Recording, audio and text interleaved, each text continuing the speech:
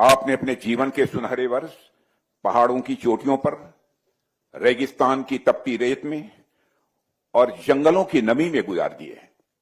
Veterans day मनाने से दिल तो खुश होता है साहब, लेकिन असली सम्मान तब होगा जब सरकार हम वेटरन्स की परेशानियों को समझे। जय हिंद साथियों, वेटरन्स डे की आप सभी को हार्दिक बधाइयां। टीवी पर बहुत से कार्यक्रम हुए, बड़े बड़े नेताओं ने भाषण दिए, शहीदों को फूल चढ़ाए गए, तस्वीरें बहुत अच्छी आई। लेकिन जब शाम को कैमरे बंद हो गए, माइक हट गए, तो एक आम पेंशनर, एक वेटरन के हाथ में क्या आया? क्या वो भाषण सिर्फ भाषण थे या आपकी और हमारी जिंदगी में कुछ बदलने वाला है? साथियों, आज एक नई सुबह 15 जनवरी, और साथियों, जब हम कल के दिन का विश्लेषण करते हैं तो एक अच्छी खबर निकल कर आती है। रक्षा मंत्री जी ने कल सिर्फ तारीफ ही नहीं की, बल्कि आपकी दुखती रग पर भी हाथ रखा। स्पर्श की परेशानी हो, ओआरओपी का एरियर हो या अस्पताल के धक्के, कल 3 बड़े ऐसे वादे किए गए जो अगर सच में लागू हो गए तो 2026 का साल आपके लिए बहुत राहत भरा होगा। तो चलिए शोर शराबे से दूर एकदम शांत दिमाग से समझते हैं कि कल असल में आपको क्या मिला वेटरन्स डे के मौके पर। साथियों, हम 14 जनवरी को ही क्यों याद करते हैं, क्यों मनाते हैं हम वेटरन्स डे? सिर्फ इसलिए नहीं कि 1953 में इसी दिन हमारे पहले सेना अध्यक्ष फील्ड मार्शल करियप्पा रिटायर हुए थे, बल्कि इसलिए क्योंकि एक फौजी जब वर्दी उतारता है तो वो रिटायर्ड जरूर होता है, लेकिन टायर्ड नहीं होता, क्योंकि कहते हैं ना, एक सोल्जर हमेशा सोल्जर होता है। कल पूरे देश ने देखा कि कैसे एक 20 साल का जवान और एक 80 साल का बुजुर्ग फौजी एक साथ खड़े थे। यह रिश्ता है हमारा। कल देश भर में रैलियां हुई, आपकी समस्याएं सुनी गई, लेकिन सबसे जरूरी वो सब थे जो रक्षा मंत्री राजनाथ सिंह जी ने कहे। उन्होंने माना कि आप सरकार पर बोझ नहीं हैं, आप इस देश की धरोहर हैं, और इस धरोहर को संभालने के लिए उन्होंने 3 बड़े प्लान बनाए हैं। ध्यान से सुनिएगा साथियों, क्योंकि यह सीधा आपकी पेंशन और आपके परिवार से जुड़ा है। सबसे पहले तो इस वेटरन्स डे के अवसर पर भारत में रहने वाले और दुनिया के किसी भी देश में रहने वाले जो भी हमारे वेटरन्स हैं, उनका मैं शीश झुकाकर अपनी तरफ से अभिनंदन करता हूं, और वेटरन डे के अवसर पर मैं उन्हें अपनी तरफ से हार्दिक बधाई भी देता हूं। साथियों, आप सभी केवल सर्विस से रिटायर हुए एक सैनिक मात्र नहीं हैं, आप हमारी राष्ट्रीय चेतना के जीवंत स्तंभ हैं। आप हमारे सामूहिक साहस के प्रतीक और हमारी भावी पीढ़ियों के आप प्रेरणा स्रोत हैं। 20 साल की उम्र के आसपास जब आप लोगों ने यह निर्णय लिया होगा कि आपको आर्म्ड फोर्सेज में जाना है, तो आपने उस समय केवल एक पेशा नहीं चुना था, एक सैनिक के रूप में आपने एक संकल्प लिया था। एक वह संकल्प जहां व्यक्ति स्वयं को पूर्णतः राष्ट्र के लिए समर्पित कर देता। आपने वह व्रत निभाया जिसमें आपने स्वयं से ऊपर राष्ट्र को ही प्राथमिकता दी है। आपने अपने जीवन के सुनहरे वर्ष पहाड़ों की चोटियों पर, रेगिस्तान की तपती रेत में और जंगलों की नमी में गुजार दिए।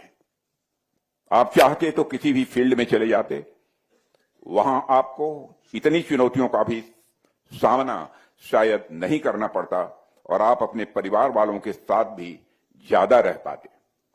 लेकिन इन सब के बावजूद आप सबने राष्ट्र की सुरक्षा को प्राथमिकता दी है, और किसी भी समाज के लिए इससे बड़ा बलिदान मैं समझता हूं कि और कोई दूसरा नहीं हो सकता है। और मेरा यह सौभाग्य है कि मुझे अपने सैनिकों के जीवन में आ रही चुनौतियों को बेहद नजदीक से देखने का और उनका समाधान करने का अवसर मिला है। देवियों व सज्जनों, लंबे समय से चली आ रही 1 रैंक 1 पेंशन की मांग को सरकार ने पूरी ईमानदारी से साकार किया है। हमने उस असमानता को खत्म करने का प्रयास किया है जिसे हमारे वेटरन्स वर्षों से महसूस कर रहे थे। इस व्यवस्था को लागू होने से वेटरन के जीवन में न केवल फाइनेंशियल स्टेबिलिटी आई है, बल्कि यह भरोसा भी मजबूत हुआ है, देश उनके साथ न्याय करता है। लेकिन मैं यह भी स्पष्ट कर देना चाहता हूं कि यदि मैं इसकी चर्चा कर रहा हूं तो सरकार ने आपके ऊपर कोई एहसान नहीं किया है। जो कुछ भी आपके साथ किया जाना चाहिए, जितना किया जाना न्याय संगत है, वही सरकार ने किया है। साथियों, हेल्थ फैसिलिटीज को लेकर भी सरकार की सोच पूरी तरह से साफ है कि जिसने अपना जीवन देश के नाम कर दिया, उसके स्वास्थ्य के साथ भी कोई समझौता नहीं होना चाहिए। और इसको ध्यान में रखते हुए x serviceman contributory health scheme को लगातार मजबूत किया जा रहा है और हमारा यह प्रयास है कि हेल्थ फैसिलिटी सिर्फ शहरों तक सीमित न होकर गांव और दूर दराज के इलाकों तक पहुंचे ताकि रिमोट एरियाज में रहने वाले हमारे वेटरन्स को कोई तकलीफ न होने पाए।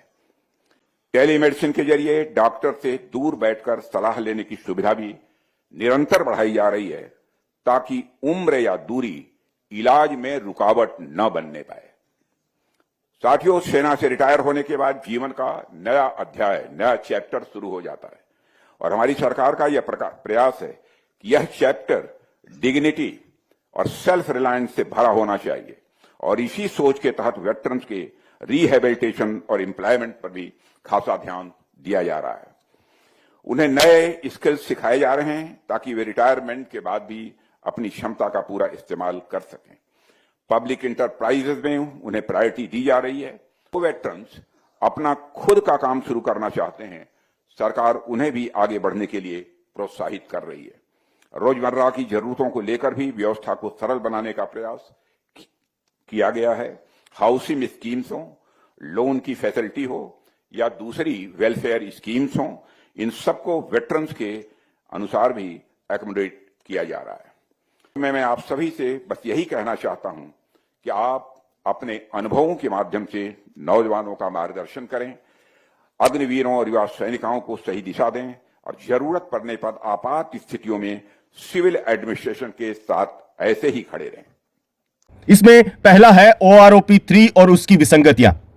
OROP एक वेटरन्स के लिए, एक एक्स सर्विसमैन, एक पेंशनर के लिए बड़ा दर्द है। हम सब जानते हैं कि टेबल्स में गड़बड़ी है, किसी की पेंशन कम फिक्स हुई है, किसी का एरियर अटका है। कल रक्षा मंत्री जी ने इशारों में बहुत बड़ी बात कह दी। उन्होंने कहा कि सरकार विसंगतियों से वाकिफ है।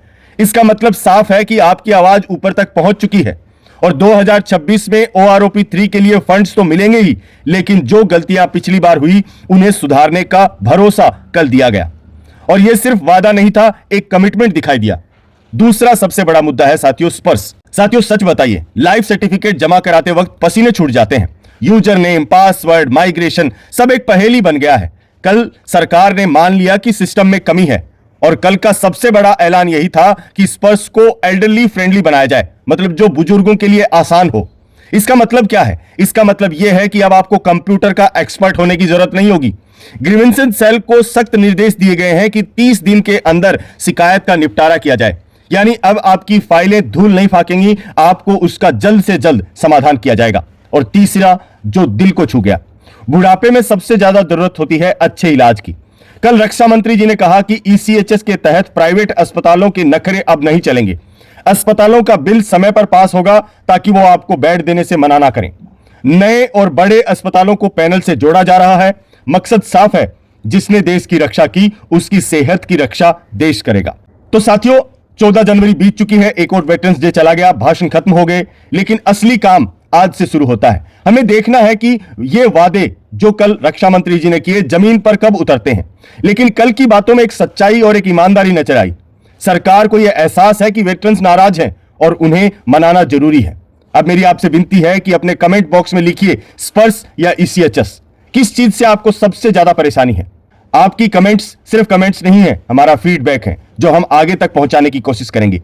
अगर आपको लगता है कि हम आपकी बात सही तरीके से उठाते हैं तो वीडियो को लाइक करें और अपनी यूनिट के ग्रुप में जरूर शेयर करें। जाते जाते बस इतना ही कहूंगा, आप अकेले नहीं हैं। अपना बहुत ख्याल रखिए और मिलते हैं एक ऐसे ही वीडियो में। तब तक के लिए जय हिंद, जय भारत, वंदे मातरम।